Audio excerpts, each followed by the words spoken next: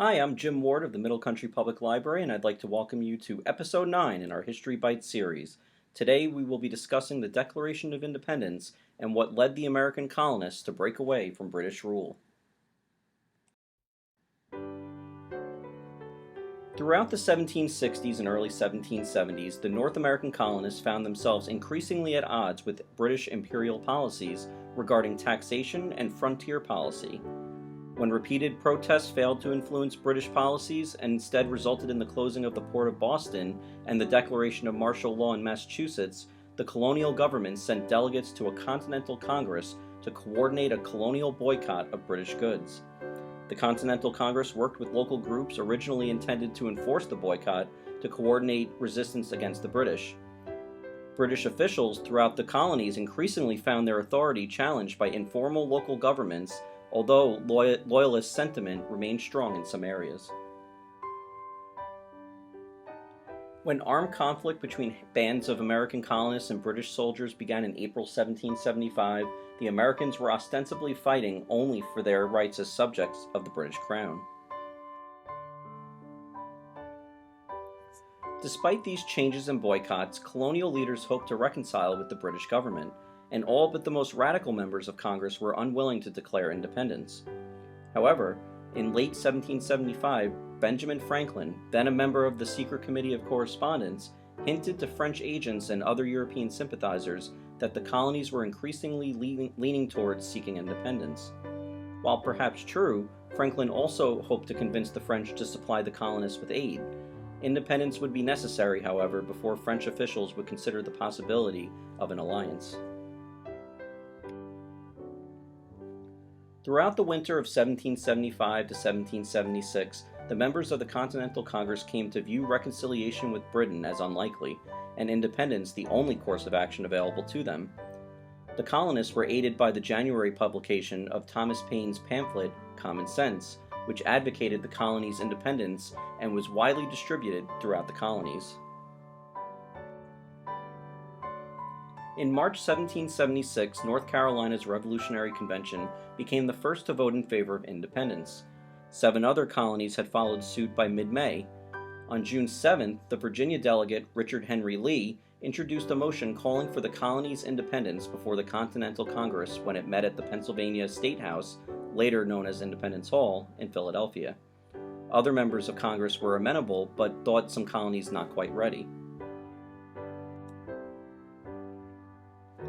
Amid heated debate, Congress postponed the vote on Lee's resolution and called a recess for several weeks.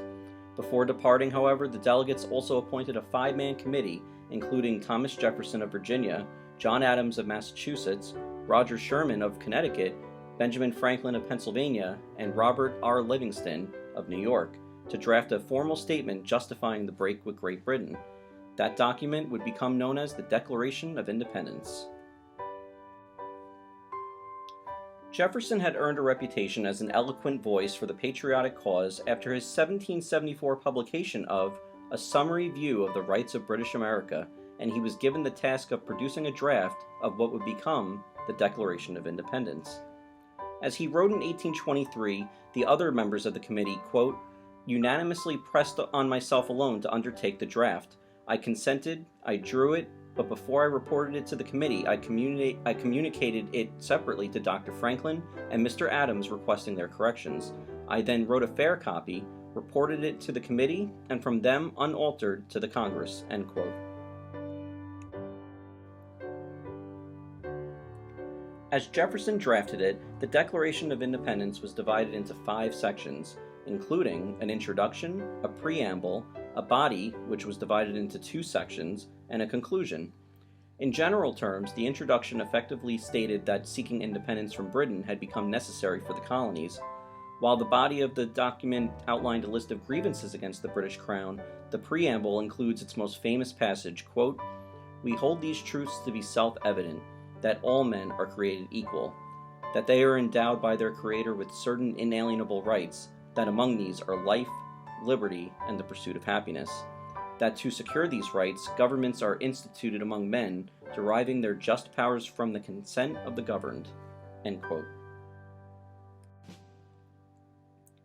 The Continental Congress reconvened on July 1st, 1776, and the following day 12 of the 13 colonies adopted Lee's resolution for independence.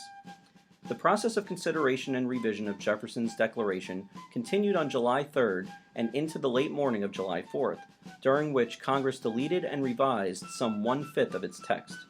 The delegates made no changes to that key preamble, however, and the basic document remained Jefferson's words. Congress officially adopted the Declaration of Independence later on the 4th of July. Contrary to popular belief, the Declaration was not signed by members of the Continental Congress on July 4th. It was signed nearly a month later, on August 2nd, 1776. George Washington received official notification when a letter dated July 6th arrived from John Hancock, the President of the Continental Congress, along with a copy of the Declaration. On the evening of July 9th, thousands of Continental soldiers who had come from Boston to defend New York City from the British marched to the parade grounds in Lower Manhattan. General George Washington had ordered them to assemble promptly at 6 o'clock to hear a declaration approved by the Continental Congress calling for American independence from Great Britain. The words were so moving that citizens who had heard the declaration raced down Broadway toward a large statue of King George III. They toppled and decapitated it, later melting down the body for bullets that would be much needed in the coming battles to defend New York and the new nation that lay beyond it. The Declaration's most important diplomatic effect was to allow for recognition of the United States by friendly foreign governments.